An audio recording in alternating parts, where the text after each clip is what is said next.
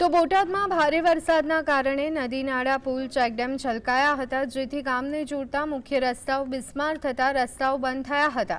વરસાદને કારણે મોટા પ્રમાણમાં નુકસાન થયું છે, તેના દ્રશ્યો સામે આવી રહ્યા છે। મોટી વાવડી ગામથી બોટાદને જોડતા રસ્તા પર નીલકા નદી પર આવેલું નાળું ધોવાઈ જતા તે તૂટી ગયું। નાળું તૂટતા વાહન ચાલકો અને ગામ લોકોને અવરજવરમાં ભારે હાલાકી વેઠવાનો વારો આવ્યો છે।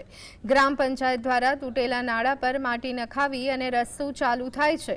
નાળું સાંકડું અને બોગસ કામગીરી કરી હોવાના ગામ લોકોના આક્ષેપની સાથે તાત્કાલિક મોટો પુલ બનાવવા માટે માંગ કરી છે।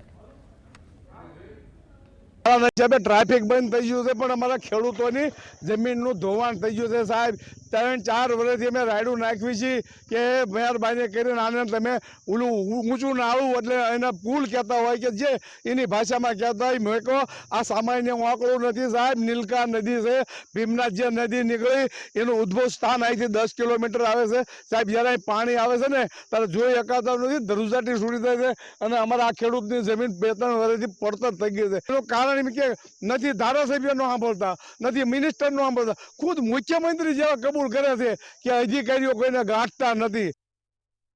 વરસાદ ઉપરવાસ બહુ પડ્યો અને આ કામ બહુ બોગસ થયેલું ને એટલે પાણી જાજુ આવ્યું એટલે જાજુ દર વર્ષે આમ તો 2 થી 3 વર્ષથી આ તૂટી જ જાય છે।